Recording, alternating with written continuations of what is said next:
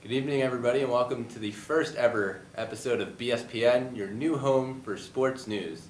Let's take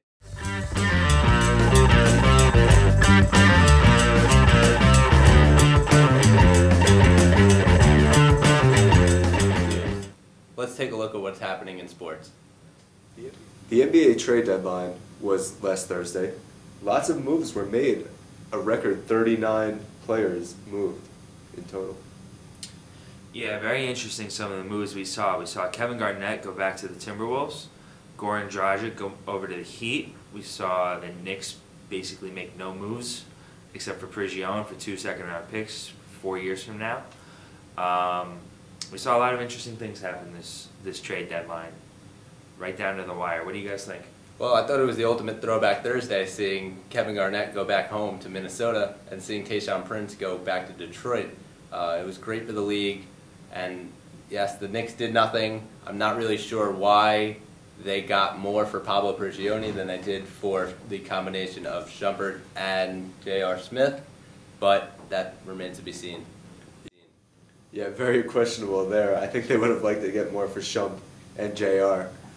But you look at a lot of the players moved, and from a basketball standpoint, I think the Heat did get better with the addition of Goran Dragic.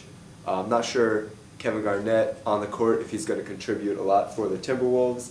It's a team that it looks like they're on the outside looking in to the Western Conference playoffs, but a lot of young players there. Andrew Wiggins, of course, the centerpiece of the rebuild in Minnesota. So I think Kevin Garnett's going to provide a lot off the court, mentoring these young players. You look at a team like the Thunder, who made a lot of under-the-radar moves, but they've been doing a great job in the past of stacking their team with young talent and continuing to rebuild. They don't have the money that a lot of other teams do. And they proved this when they had to trade James Harden a few years ago to the Rockets. But the Thunder brought in Enes Kanter. They also brought in DJ Augustine and Kyle Singler from the Pistons. So you look at their bench getting better, you look at the depth of their front court getting better, and I think the Thunder might have made some of the best moves in this trade deadline, and this could propel them to definitely the playoffs. And I think if Durant and Westbrook stay healthy, this is a team that's going to contend in the Western Conference playoffs and could win the West. And you talk about staying healthy, they really lost Durant. He had surgery at the beginning of this week, and he's projected to be back within 2 weeks, but you're talking about a player that has been injured basically the whole season, and that could hurt you down the stretch. Yeah, and they've been led lately by Westbrook. He's definitely rounding into MVP form. This is a guy who's having by far his best season of his career with the Thunder. So I think if you have that sort of dynamic player, you can hold off some of the hard-charging teams in the West, like the Pelicans, who are fighting for that 8th spot in the playoffs. I think with Westbrook and with some of the guys like Kanter and of course Serge Ibaka, you can hold off some of those teams and continue to win games. Currently the Thunder are on a 6-game win streak, so one of the hottest teams in the league. Now, do you think Goran Dragic, that he stays in Miami now after being traded? I think he definitely stays. Being there, he puts himself in a position to make playoff runs. Been one of the most prolific point guards in the NBA the last 2 seasons. Quietly, the Dragon being very quiet. As you look at it, as you guys were saying about Oklahoma City, I've been saying for years that they're poised to take the championship, but they just haven't done it yet. I think with their moves, they definitely are poised to do it this year. Definitely a interesting point there, as Kevin Durant, free agency coming up in 2 years. It'll be interesting to see whether he stays there or not. Now we look ahead at the standings, and the Knicks fall flat. Phil Jackson's experiment, he said he fell flat on his face. What do you think about that? Yeah, very rough year for the Knicks, but a lot of the fans expected this. Derek Fisher, we knew he wasn't going to come in and coach right away and take all of this on his shoulders. I think he's getting a lot of the weight taken off of him by Phil Jackson, and I think that's good for a young coach, you know, in his first job as head coach in the NBA. And, I mean, you look at the Knicks, 10-45, I mean, they're playing for the lottery right now. So as much as fans want to see them win games, the more they lose games, the better the chance of that #1 pick, and namely Jahlil Okafor from Duke, who would definitely be that #1 pick and could be a building block for the Knicks. They shut down Carmelo Anthony for the rest of the season. They waived Amare Stoudemire. You mentioned the trade of Pablo Prigioni. It's a team being led by Langston Galloway and Tim Hardaway Jr. So for the Knicks, I think they're going to continue to lose towards the rest of the season, but looking ahead towards the lottery. The Nets, a little different. They're fighting for that 8th spot out east, 22-31 on the year. We mentioned the trade of Kevin Garnett, brought in Thaddeus Young, a very good young player. I think for the Nets, a big key for them is Darren Williams. The way that he's played this season has not been great. He didn't have a great year last year, but I think there's something left in him, and I think he still wants to compete, and I think the Nets could make the playoffs. Now we take a look at the rest of the NBA standings. We have Golden State up top in the Western Conference, followed by Memphis. Some interesting bubble teams there are the Suns and the New Orleans Pelicans looking to charge, but Anthony Davis is out. We'll see how that affects them later. In the Eastern Conference, Detroit and Indiana are on the bubble. Interestingly enough, they have more wins than Brooklyn, but Brooklyn's got that winning percentage, so we'll see if they can stay in that 8th spot. It's going to be tough. Miami's sitting 7th, not doing much better, but as we said, Goran Dragic might turn that all around, and they could be a big upset come playoff time. Yeah, the loss of Chris Bosh, though, for the Heat is going to be a big loss. For them, he's going to be out the rest of the year with a blood clot in his lungs, so that's going to hurt them. I think the Pistons could be a surprise team to make the playoffs. They did acquire Reggie Jackson at the trade deadline. They lost Brandon Jennings a little bit earlier to an injury, ruptured Achilles. He's going to be out for the year. But Reggie Jackson and a few of those big men, Andre Drummond and Greg Monroe, they could probably get to the playoffs. Stan Van Gundy, I mean, he's been doing a good job his first year as coach and president of the Pistons. So I think he's built a solid roster there. And you talked about some teams like the Pelicans and the Suns that have more wins than the Heat and the Nets, even out east. But of course, they're in the Western Conference, so they're looking outside of the playoffs currently. So an interesting proposition that Adam Silver, the new commissioner of the NBA, has brought up is playoff restructuring, which would put the top 16 teams in the playoffs regardless of Western or Eastern Conference. So Brett, what do you think about this possible change? Do you think it would be good for the sport to see the better teams out there, or do you prefer regional matchups based on conference? Well, I think from a marketing standpoint, it's not really the best thing for the NBA. I think that if you take two big markets like Boston and New York are teams that are struggling right now, they're also teams that have been there in the last few years, and that if they come back, then you're talking about the top 16 teams, and there's no representation in the East. So from a marketing standpoint, I wouldn't agree with it, but I understand where they're coming from. They want good basketball, and that's what matters. Yeah, it looks to be the move of a lot of the new commissioners coming in, that they want to restructure the whole playoff picture in their leagues. NHL did it a year or two ago. MLB's got some talks around it, about expanding. Even the NCAA has changed their whole playoff seeding and everything like that. So it's very interesting to see that everyone wants to make the shift in this new era. Yeah, and we'll see. By the end of the season, teams like Brooklyn, Miami, they could start to. It's going to start to even out with those bottom teams in the West. But right now, there's a big disparity, and we'll see how it happens towards the end of the season. Yeah. Now we'll take a jump over to the NHL, and we'll look at how the Islanders and Rangers are doing. What do you guys think? Islanders are leading their division with 80 points. Rangers are 2 points behind.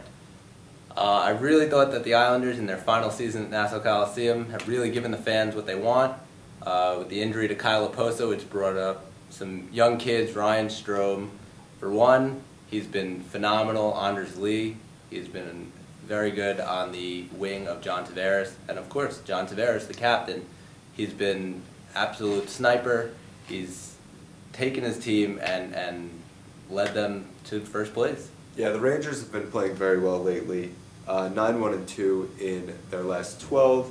They did defeat the Islanders last week. That's a big win for them. But playing without Henrik Lundqvist, big injury. He'll be out until at least early March, probably into mid-March. But Rick Nash has really proven to be their top player, and he's playing like it. And the Rangers, I think they're coming on strong. They could probably take over the lead in the Metropolitan Division by the end of the season. It should be interesting to see whether the Islanders and Rangers do end up meeting in the playoffs. That would definitely be one for New York to remember. In the league, we have in the Eastern Conference Atlantic, we have Montreal and Tampa Bay in the top 2 spots, with Detroit 4 points behind. In the Western Conference, we have Nashville leading the NHL in points with 87 and achieving their 48th win just the other day. St. Louis is behind them, followed by Chicago.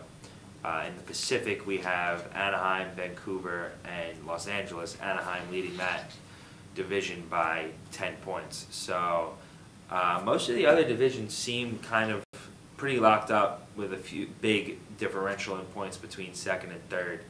But the Metropolitan is really close. Top 4 seeds are all separated by just 4 points. Yeah, and you take a look at a hot team like Pittsburgh, where Sidney Crosby, although he was injured a little while ago, he's back, and they're brewing. Something's brewing in Pittsburgh, and it always seems to be them. But when they get to the playoffs, that power play is going to be an absolute game changer. Yeah, and even with the injuries, I think the Islanders and the Rangers are going to be able to hold the top 2 spots in the Metropolitan Division, get into the playoffs. Jeremy, what team do you see on the outside right now looking in has a chance to make a playoff run? If you look towards the Western Conference, I think you have the Kings that are coming on strong. They've been playing well the last few seasons and into the playoffs, and we know what they can do when they get hot. The goaltending of Jonathan Quick is good as always, and I think that they could have enough to make a run into the playoffs. Very true. You take a look at a team like Chicago. Chicago's sitting in the 3 spot right now. They don't belong there. They're way more skilled than what their points show. The combo of Jonathan Toews and Patrick Kane, along with the goaltending skills of Corey Crawford, that team's very dangerous in the playoffs. Moving on to local sports, the Binghamton Senators recently hosted a Do It for Darren night to raise awareness for teen mental health. That was this past Friday, February 20th. They won the game, actually, with a great comeback in the 3rd period. Overall, though, they haven't been doing fantastic. Lost to Syracuse last night, the 22nd. What do you guys think? Yeah, it's a big win for the Senators on a night like that, at home, a win that they really needed. A team that has played well the last few seasons. They've been towards the top of their conference. So, obviously a big win, a big night for them. Moving on to other local Binghamton sports, the Binghamton Mets start their season on April 16th with a 6-game homestand, and they look poised to play well this season. Yeah, they do. They're actually coming off a great season last season, finishing strong. They want to start out strong too. I know that being the AA affiliate of the Mets, they don't necessarily always get the best prospects, but they do pretty well. Yeah, a lot of talent has run through the Binghamton Mets organization the last few years, so hopefully they can get those players ready to play in the big leagues. Mm-hmm. Looking at our local Bearcats baseball team, 2-time repeating American East Conference champions, they're poised to make another run. Their first game was at Auburn, and their first series they went 1-2. Their most recent series got canceled against William and Mary due to weather conditions, which have just been terrible up here. Yeah, a 1-2 start to the season, but you don't go into Auburn expecting to win a series there. Nah, especially with the way Auburn's been playing. And one of the pitchers they faced has been drafted twice already. He's just chosen to stay in college. I guess he likes dominating. But it looks like that the Bearcats are going to need all of their strength that they can from their coach this season, Tim Sinicki. He's coached us for 23 years, definitely poised to do a great job again. But they have a lot of freshmen.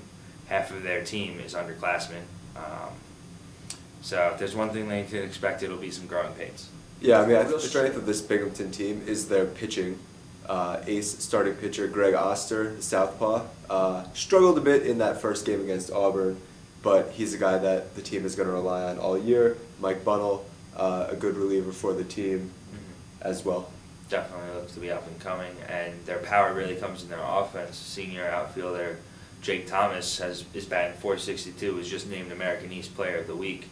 I think he'll definitely continue that and maybe even be named conference. Yeah, he's definitely going to contend for Conference Player of the Year, and I think he could win it. Yeah. Their next series starts February 27th against Radford University. Jumping to another Binghamton men's powerhouse team, the men's tennis just moved into the MAC conference after winning 7 consecutive conference championships in the America East. How do you think they'll fare? MAC is a much bigger conference. Yeah, definitely a different level of competition, but Obviously, in the America East Conference, competition was not there as we won 7 straight conference championships. But moving into the MAC, like I said, it's going to be a lot of better teams, but I think they'll still fare pretty well.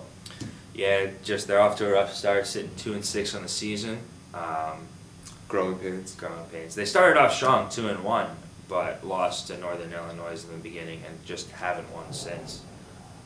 It might be due to their new coach, Nick Zizula. First year here, done great at other schools though. Yeah, anytime you get a new coach, it's going to take time to play into that system. Their next match against Columbia on February 27th, so we'll see if they can fare a bit better and get on the winning path. Yeah, but as far as growing pains go, no team has seen more growing pains this year, I think, than our men's basketball team with the loss of star Jordan Reed. In the middle of the season, they have not recovered. Yeah, it's a big loss for a team with a lot of young players. Tommy Dempsey brought in a big recruiting class, a bunch of freshmen, and he still has some of those sophomores from last year that he brought in. So this is really Tommy Dempsey's team. He built up this roster, and with the loss of Jordan Reed, they lose that dynamic star player. But I think the team has fared, well enough for the circumstances. They only have 5 wins on the year, but they have been playing a little bit better lately. Their freshmen are definitely stepping up, Willie Rodriguez being one of them. Just doing fantastic, and I heard we got a few more signings for next year, and I even know that the BU Zoo most recently has been trying to promote Jaron Cena to come on over here after his departure from Seton Hall. Yeah, that could be a big addition to the team, a guy who has experience playing at a bigger program. Seton Hall sort of fell apart at the seams. They were a team that was going to contend to make the tournament. Yeah, the tournament this year. So Jaron Cena possibly moving on to Binghamton would be a big addition. I mean, for Binghamton basketball fans, bear with the team because they're not going to get the big recruits like Duke and Kentucky for sure. So any guys we can bring in that want to play into our system and want to play for a great coach like Tommy Dempsey, I think that would be a needed addition. Definitely something to be excited about. The Binghamton men's team looks to complete their season with a win, hopefully against UMBC, a team that currently stands below them in the rankings. This Saturday, February 28th at 2 p.m. Also senior day, but coincidentally we only have one senior, so I guess we might be calling it Jabrell Williams Day. Yeah, I think that's what we'll be calling it. Right. Moving on to the women's team, not doing too hot, 4-23 and on an 11-game skid. But what do you think about that? Yeah, tough to snap out of a losing streak like that, but the team also has a lot of young players. Jasmine Cena has been playing very well for the team. Mm-hmm. We mentioned her brother Jaron Cena possibly coming over to play for the men's basketball team. In waiting for the women's team, they have Alyssa James, Patrick Ewing's niece, who's redshirting this year, but she will be eligible to play next year. Right, those two might make a very formidable pair. Yep, and head coach Linda Simino, she brought over a lot of those young players, and I think she's doing a great job trying to rebuild that program. Definitely. The new coaches are doing great for Binghamton. For the NASCAR fans out there, we moved to the Daytona 500. The winner this year, Joey Logano. He came into the sport as a youngster, an 18-year-old, now 24, winning his biggest race of his career, of course the biggest race of the season for a lot of these drivers. And from one of the younger guys in the race, we talk about Jeff Gordon, one of the elder statesmen in NASCAR, a guy who is making his last run in the Sprint Cup, trying to get to that playoff. But, I mean, we'll see. Gordon finished 28th in this race, so, not an amazing start for him, but he did drive pretty well. Well, it is kind of sad to see all these old players going in all sports, really. You saw Derek Jeter go out last year. That was one of my favorite players ever. And now you look and you take Jeff Gordon, who I admired as a little kid. It's really kind of sad to see everyone starting to go. Yeah, it's a changing of the guard. And moving on to MMA. For all you fighting fans out there looking ahead to this weekend, the Ronda Rousey vs. Kat Zingano fight, UFC 184. Should be a good fight, but as most people know, Ronda Rousey is just pure dominance in that sport at that weight class. 10-0, has not had a challenge yet, but Kat Zingano herself is 9-0, so this will be interesting. The only reason these two are headlining the event is because Weidman had a rib injury, which is unfortunate. And he has been rescheduled to May 23rd, which is one hell of a card. It has Jones versus Anthony Johnson, who upset Gustafsson in his last fight. And as we know, Weidman versus Vitor Belfort has been talked about for quite a few months. Weidman is the next big name in sports, taking down Anderson Silva last year and defending his title twice so far. Yeah, MMA fans don't have a lot to complain about with Ronda Rousey headlining this pay-per-view, UFC 184. She's one of the most dominant fighters in UFC history, going up against an undefeated fighter in Kat Zingano at 9-0. This will probably be a quick fight. Rousey doesn't really face a lot of competitors that can really disrupt what she wants to do, in the octagon. So I think Rousey's going to have her way, but a big headline for a women's fight in Very UFC. true.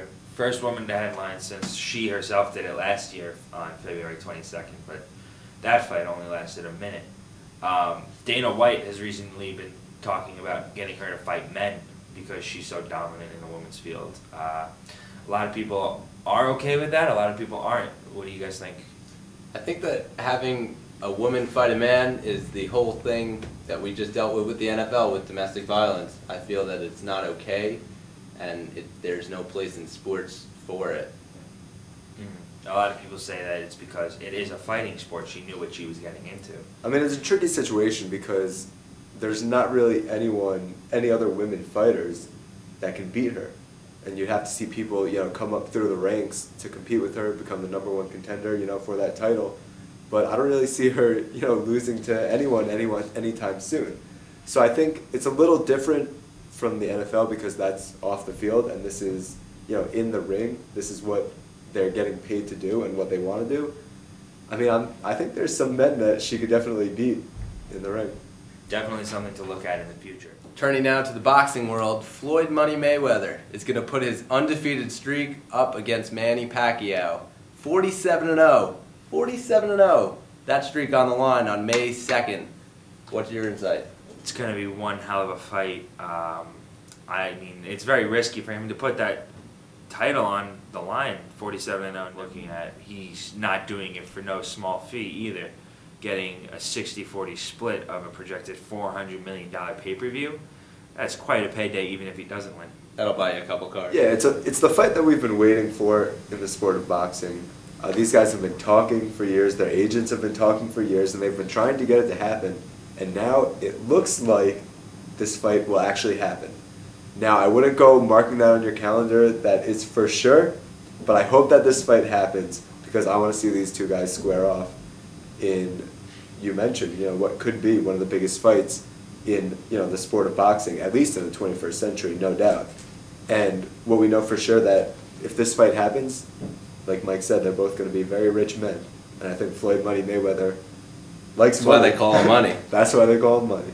Do you think anyone's going to pull out of the fight, or do you think it's going to actually go on? It's going to go on. They're at that point. They're not young men. They're not fighting other people. This is their first fights in quite a while. So it's going to happen. They want to fight. This is what they've done. I mean, unless you're Pacquiao, who's in Congress in the Philippines, he's just a character. But it'll definitely be interesting, and I'm looking forward to it, and we'll cover it more as the weeks progress. Unfortunately, that's going to do it for our premiere episode of BSPN. We want to thank everyone at home for tuning in to this episode. You can catch us next week.